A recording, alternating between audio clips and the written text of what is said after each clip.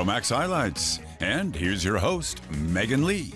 Hello and welcome to the show. We're bringing you the best picks of this week. Here's a look at what we've got in store. Canine culture, an exhibition about dogs in the arts, opens in Berlin. Capital Calling, exploring London from the River Thames. And memorable master, German Renaissance artist Lucas Cranach was born 500 years ago. Art is going to the dogs, and it's been that way for hundreds of years. When you walk through any major museum in Europe, you'll find numerous examples of our four-legged friends painted by all the great masters. Dogs have always been, and continue to be, a valuable source of inspiration for many artists.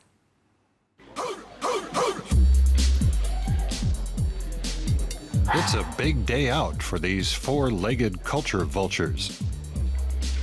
It's their first ever visit to a museum. Some of the works here in Berlin have even been lowered to dog's eye view. Visitors can view 500 years of European art history from the Renaissance to the present day and see how frequently dogs have been a motif. Dogs have been in art forever, as they have been with humans. They're mankind's oldest pet. They can be a key compositional element, the first thing your gaze is drawn to. You suddenly notice the importance of that element. Apart from people, dogs are the most important figure in art.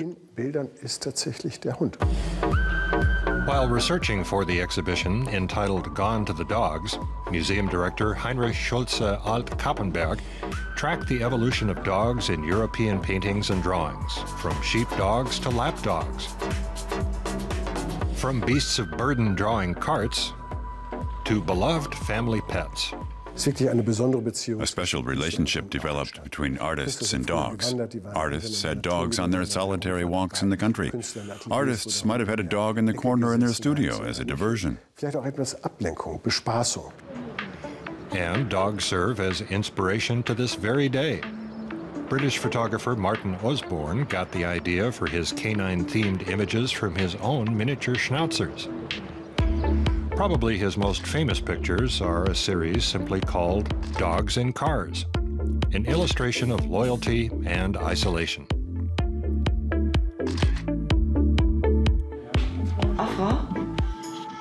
Berlin-based artist Barbara Vreda began photographing dogs waiting for their human companions in 1994, whether on the street or in laundromats. Every picture a real-life snapshot. Over the years, she's developed a special relationship with dogs. In a newspaper column, she tries to capture the spirit of her subject in as few lines as possible. The really difficult part for me as an artist is to portray the entire character of the dog. My portraits are like human portraits. For example, posh dogs sit there like they were sitting on a throne. Bodhi has no problem striking a pose. The Shiba Inu has become an internet modeling sensation. In his blog, Menswear Dog, Bodhi parades gents' clothes that his owner has picked out for him. Each month, Menswear Dog sells more than $15,000 US worth of clothes. Bull Terrier Jimmy Choo is another canine fashion star on the rise. His owner, Rafael Montesso's artistic take on a dog's life went viral last year. New York fashion designer Jimmy Choo is now collaborating with Montesso on a collection that features the popular pooch. You can find a number of famous dogs on YouTube. One of the best known is the piano-playing schnoodle, Tucker.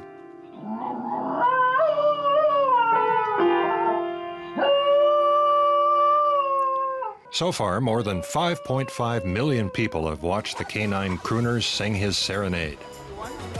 The world's most expensive dog has to be Jeff Koons' balloon sculpture. It sold for $58.4 million US. making it the most expensive artwork by a living artist.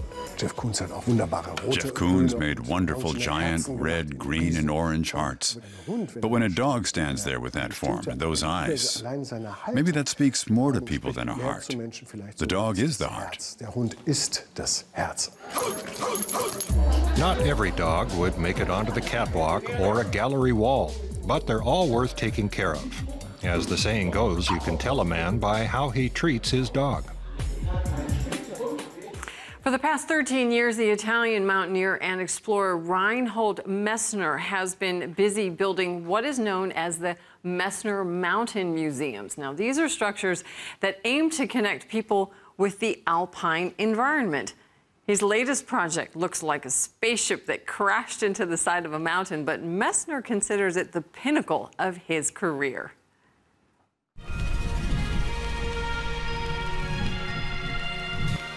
Otherworldly crystal-like spikes jut out from the top of the mountain almost 2,300 meters above sea level. 3 floors of the museum are set deep into the rock, so they're the only visible part. The Kronplatz in South Tyrol, Italy, with unparalleled views over the Alps, is a fitting location for legendary climber Reinhold Messner's project celebrating the history of mountaineering.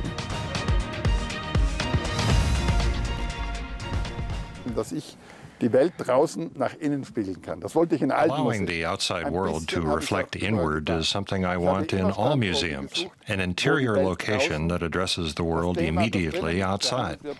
I wanted this place to showcase mountaineering, climbing on ice, on granite, on bedrock, and on dolomite. I can see all of that from here.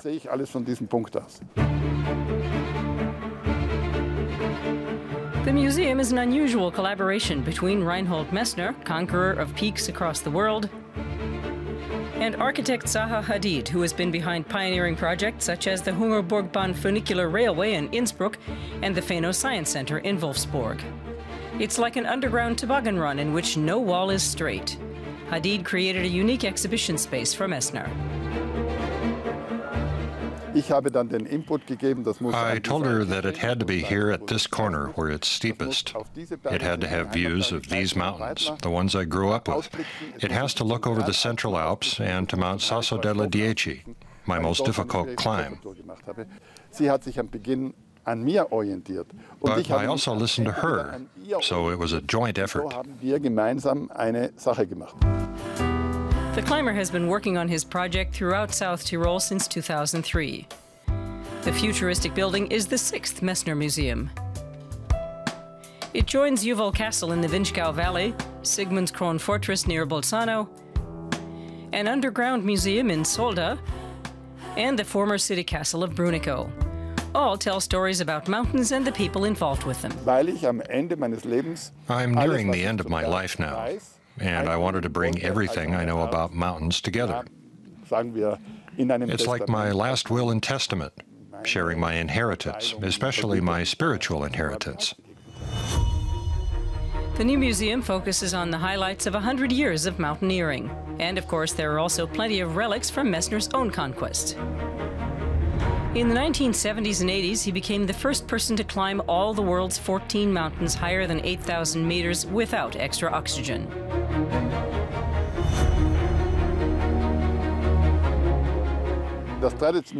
Traditional mountaineering knew only 2 options, possible or impossible. Everything else was just chatter. The question was simply, is this possible? And who could make it possible? Take a look at Peter Habeler and me, climbing Everest without an oxygen mask. That raised the bar.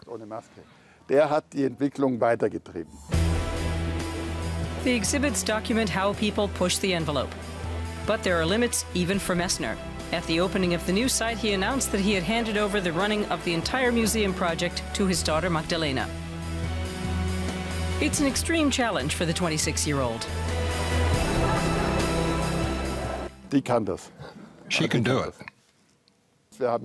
She was more involved than I was. She'll take it over, and I will withdraw gradually. Of course, I'll help if I can, but I'll be one of the many assistants and no longer the doer. It is still very much Dad's legacy. This is his idea and his work. Of course, as I bring more to it, it will start to bear my signature. That's a good thing. I really identify with it, and I think you just have to remain creative.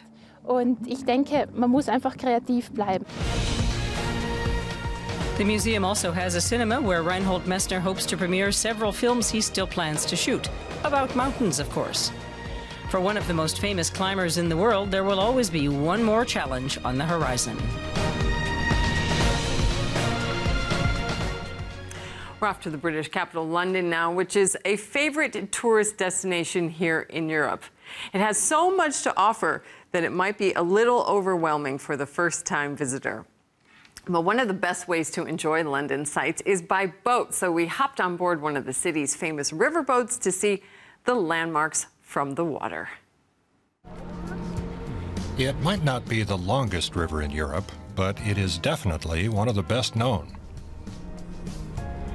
The Thames snakes its way for some 30 kilometers through London, with famous buildings like the Houses of Parliament on its banks. A record-breaking 19 million tourists are expected to visit the British capital this year.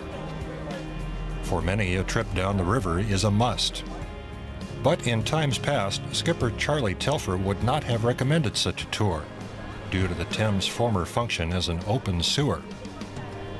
A time known as the Great Stink of the 1850s led Parliament to drape curtains in front of the Palace of Westminster, soaked in perfume because of the horrendous, horrible smell. The London Eye, which opened in 2000, is the biggest Ferris wheel in Europe and a highlight on the classic tour from Westminster to Tower Bridge. At the halfway point are St. Paul's Cathedral and Millennium Bridge. The bridge also opened in 2000. It was the first structure built across the Thames since the late 19th century. It was designed by star architect Norman Foster. I don't think the Queen had time to get back to Buckingham Palace before the bridge was flooded with excited commuters and tourists, and the bridge began to sway and wobble. So much so, people couldn't stand up. People were falling over and feeling seasick. The bridge was immediately closed and repaired at a cost of 7 million euros. It reopened in 2002. Lord Norman Foster was interviewed, and in the interview he blamed the wobble not on his bridge or his engineers or on his designs. He blamed it on the way that Londoners walk. From London's youngest bridge to the oldest. The first London Bridge was built 2,000 years ago by the Romans. Its medieval successor remained the only bridge in London across the Thames until 1750. It was a bustling marketplace. This is one of countless stories collected by David Fathers for his book, Thames Path, all 300 kilometers of it, from its source to the estuary east of London. Well, the part in London, the part which I'm more interested in, is about 20-25 miles on each footpath, and it's a great way of sort of getting into London, exploring London. If you haven't seen London before, I think this is a fantastic way of exploring the city. David Fathers' illustrated book also takes little detours to neighborhoods just off the riverside. Suffolk is home to the tallest office building in the EU, the Shard.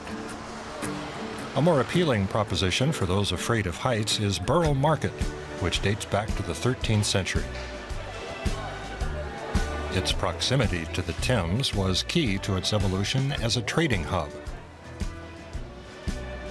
And it was here that they had a fortification for the bridge, to protect the bridge. The bridge was the only crossing the Romans had to get into the city. And so a whole community gathered around here of market stalls and entertainment, because later in medieval times, entertainment such as theatre and bear baiting and dog baiting couldn't take place in the city. They had to come over here. Our trip also takes us through a millennium of architecture, from the ultra-modern Shard to the 11th century Tower of London. The tower was once a prison. But now the only things under lock and key here are the crown jewels.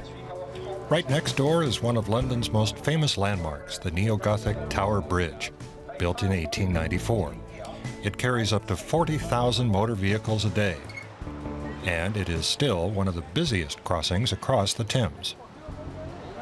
I've learnt to love the Thames more since I've written the book. It is in such a short space of about 2 miles or thereabouts. There is so much history. 2,000 years of history is condensed into this. And the legendary Tower Bridge now offers even more spectacular views than before. A glass door in the high-level walkway allows visitors to inspect the traffic 45 meters below. And thanks to the drawbridge, ships of all sizes as they pass through on their way in and out of London. He was the youngest son of Lucas Cranach the Elder, and he began his career as an apprentice in his father's workshop in the German town of Wittenberg. Now, after his father died, Lucas Cranach the Younger assumed control of the workshop and developed into one of the most famous painters of the 16th century. Now, he created masterpieces which are on show in museums around the world. To celebrate the 500th anniversary of his birthday, his hometown is putting on a multimedia extravaganza. So let's have a look. Wittenberg's town hall is being displayed in a new light, for a while at least. Lichtdrache, or Light Dragon, is the title of a project by 15 international artists. They combine videos with live dance performances. At times, it's hard to tell fact from fiction, thanks to the special video mapping software.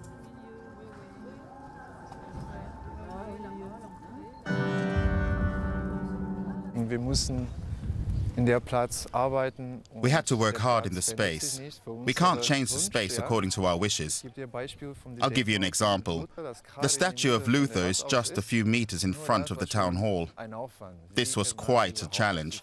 How can you project an image on the facade with this huge statue in the middle? Lichtdrache alludes to the biblical characters Adam and Eve in The Fall of Man by Renaissance artist Lucas Cranach the Younger, whose 500th birthday is being celebrated this year. Cranach, seen here to the right, worked on commissions together with his famous father, Lucas Cranach the Elder. The snake was to become the trademark of their workshop in Wittenberg. Lucas Cranach the Younger is best known for his portraits. It's striking how often reformer Martin Luther appeared in his paintings. Lucas Cranach the Younger was always overshadowed by his father, Lucas Cranach the Elder. And this year, for the first time, he's really emerged from the shadows. His pictures gave the Reformation a profile in the world because he kept on portraying the reformers in his pictures. The strong motifs of Lucas Cranach the Younger's works have inspired artists through the centuries. His portrayal of Christ's crucifixion, for example, Germany's Joseph Beuys, Russian painter Marc Chagall, and U.S. artist Keith Haring all drew on Cranach's symbolism, as did Pablo Picasso and Henri Matisse. Wittenberg artist Ulrike Kirchner has concentrated on Cranach's portraits. She's created 11 works inspired by his paintings and displayed them on the outside of a shopping mall, turning it into a street gallery. The procedure is a technical one. They're like billboards, but billboards of a different kind. One's designed to catch the eye and get people thinking. The light installation Word Up moves Cranach's former print workshop on Wittenberg's marketplace to center stage. Cranach the Younger took over the running of the family business. What I found very exciting and interesting was that this building was Cranach's print workshop. and it was the age when book printing started here in this region. It's very exciting to work with the workshop's equipment, in particular the type, the individual letters.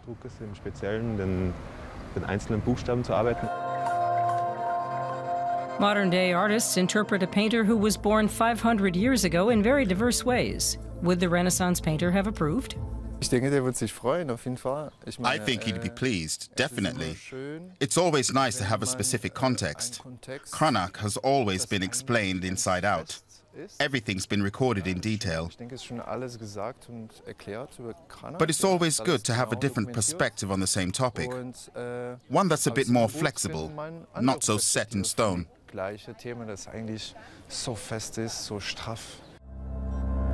One thing is for sure, Wittenberg isn't likely to forget Lucas Cranach the Younger anytime soon. Events to mark Cranach's 500th birthday continue until November. It's vacation time here in Europe, and that means many people are heading off to the beaches. Now, for those who prefer somewhat cooler climes, northern Germany is a popular destination, and more specifically, the island of Sylt. Over the years, it's become the playground of the rich and famous, but it's also known for its unspoiled landscapes and mudflats, which are even a UNESCO World Heritage Site. Here's a closer look now at this great holiday getaway. Sylt is Germany's northernmost island. With its 40 kilometers of golden sand, it's popular with nature lovers and a fabulous getaway for fans of sea and surf.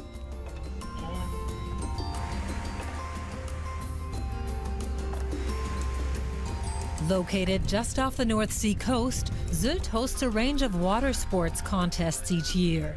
In the largest town, Westerland, for example. Dutch kitesurfer Annie van Esch de Jong loves the island. I really like the nature here in the north and the south. That spots for kitesurfing. Then 2 days ago we've been surfing between the seals, so that was really wonderful. And I like it here because you can go shopping and you can do everything here. Nestled in the dunes on the west side, you'll find a veritable island institution. Bühne 16. A beachfront restaurant has been a favorite of locals and visitors alike since 1981. Everyone comes here, from students to executives, to enjoy locally caught fish.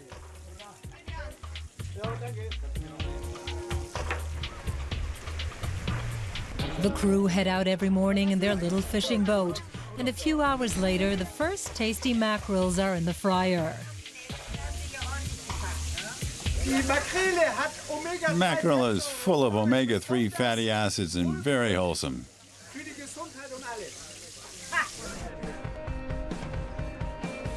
The Ströenwei Strip in the upscale resort of Kampen. But it's not just the rich and famous who flock here. Sylt is a popular destination among vacationers from all walks of life, almost 900,000 in all every year. In peak season, the 3,000 wicker beach chairs in Westerland are fully booked. Sylt has a rich natural heritage. The dunes covering a third of the island are 3,000 years old. Wild grass, thistle, and wild roses stabilize the dunes and protect against storm surges. It's a fragile ecosystem, and visitors have to use the wooden walkways to cross the dunes.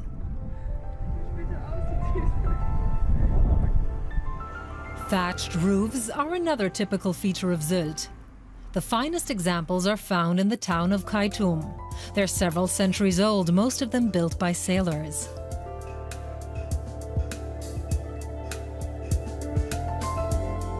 The roofs are made out of dried reeds. The reeds down in the Wadden Sea were ideal for these houses. In the summer, it offers great insulation from the heat, and in winter from the cold. The Wadden Sea tidal mudflats extend across much of the coast of the North Sea. It's the largest ecosystem of its kind on the planet and a paradise for nature lovers. Sylt is also a popular choice among the romantically inclined. In the evening, there are countless beaches where at sunset you can enjoy a private al fresco dinner for two. Some restaurants and hotels will put together a picnic basket on request.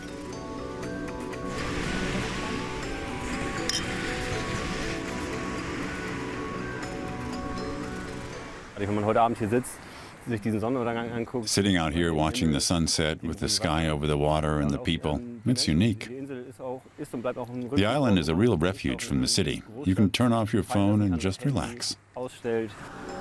And when it comes to relaxation, Sylt is in a class of its own. And that wraps up another week of Euromaxx. As always, thanks for tuning in, and we hope to see you again soon.